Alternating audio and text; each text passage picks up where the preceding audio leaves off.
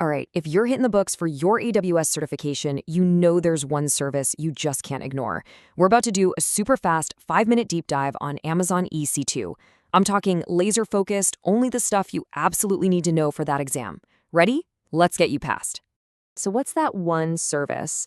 You know, the one that pops up in pretty much every single exam scenario and is basically the foundation of, well, everything on AWS? Yep, you guessed it. It's EC2. And let's be real, mastering it isn't an option, it's completely non-negotiable.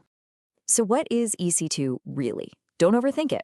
At its core, EC2, that's Elastic Compute Cloud, is just a virtual server. Think of it like a computer, but it lives in the cloud. The two magic words you got to remember for the exam are resizable and full control. That means you can make it bigger or smaller whenever you want, and you get full root access just like you would on your own machine.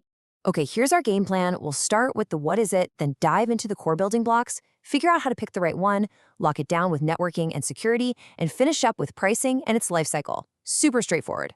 All right, section 1. Let's really nail this down. What is EC2? And why does everyone call it the foundation of AWS compute? So, why is it so powerful? Well, first, it's elastic. You can literally go from one server to thousands in just a few minutes. It's wild. You also get complete control, all the way down to the root level. It's super flexible. You pick your OS, your software, your hardware, everything. Plus, it's reliable, secure, and maybe best of all, it's cheap because you only pay for exactly what you use.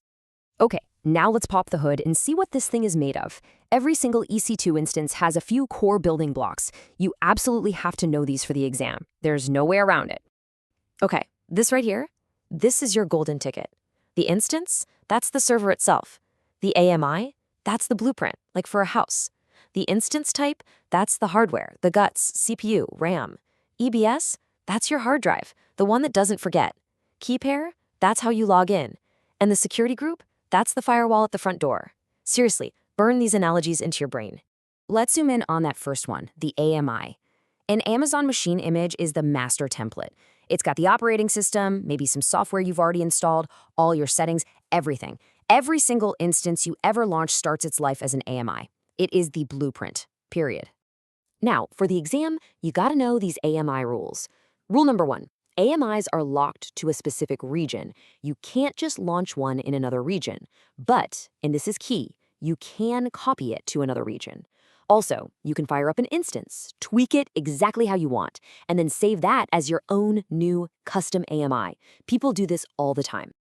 All right, we know the parts. Now, how do we pick the right ones? This is all about playing matchmaker, finding the perfect server for the right workload.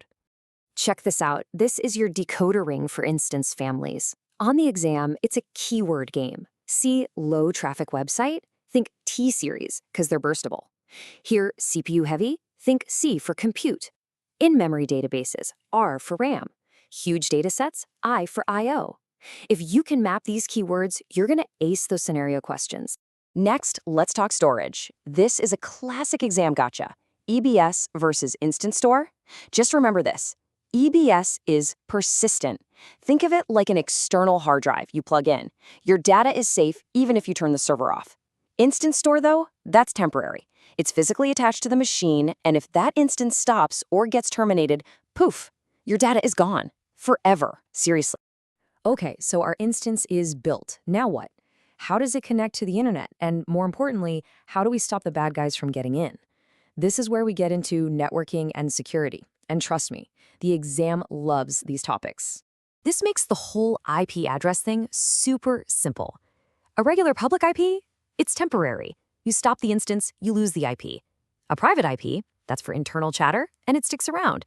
But the elastic IP, that's the special one. It's a static public IP that you own. It persists, it doesn't change. I'm going to say that again because this is a 100% guaranteed exam trap. If you need a public IP address that never, ever changes, like for a website's DNS record, you have to use an elastic IP. If you use a regular public IP, it'll change the next time you stop the instance, and your site will just break. All right, let's talk about the firewall. It's called a security group. Think of it like a bouncer for your EC2 instance, deciding who gets in and who gets out. The key things to remember. It works right at the instance level, and here's the kicker. It only has an allow list. There are no deny rules. If a rule isn't there to explicitly allow traffic, it's blocked by default. And now for what I call the exam gold rule. This is huge. Security groups are stateful. What on earth does that mean? It's simple. If you let someone in the door, the security group automatically remembers them and lets them back out. You don't need to create a second rule for the return trip. It just knows. This is a fundamental concept they love to test. All right, home stretch. We just have two things left: how you pay for all this stuff and the life cycle of an instance from birth to death. When it comes to paying, you've basically got 4 flavors. On demand, pay by the second, no strings attached. Reserved, commit for a year or 3 and get a huge discount. Spot, this is the super cheap option, but your instance can get taken away. And finally, dedicated, for when you need your own physical server, usually for compliance reasons. And here's how to map that to exam questions. If they say predictable workload, your brain should scream reserved. If they say spiky traffic, you pick on demand. If the work can be interrupted, it's a dead giveaway for spot. And if you see words like compliance or licensing, you should be thinking dedicated host. Easy. Finally, the life cycle. It's pretty simple. An instance starts as pending while it's booting up. Then it's running, and that's when you're getting billed. From there, you have 2 choices. You can stop it, which is like putting it to sleep. You're not charged for the instance, and your EBS data is safe. Or you can terminate it, and that's it. It's gone forever. Okay, one last major exam trap. Listen closely. By default, when you terminate an instance, its main hard drive, the root volume with the OS, gets deleted right along with it. But any other EBS drives you attached will actually stick around. You can change that default behavior, but you have to know that's how it works out of the box. All right, let's do a super fast final recap. You ready? AMI, Blueprint, Security Group, Stateful Firewall, EBS, Persistent Disk, Spot Instance, Cheapest Price, Elastic IP, Static Public IP, Instance Type, Hardware, Key Pair, Login. Got it? Good. Lock those in.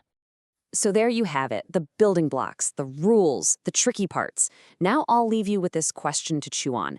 How do you take all these little Lego pieces, the pricing models, the storage, the security, and snap them together to build an architecture that's not just powerful, but also highly available and cheap? Because that's what the real world and the exam is all about.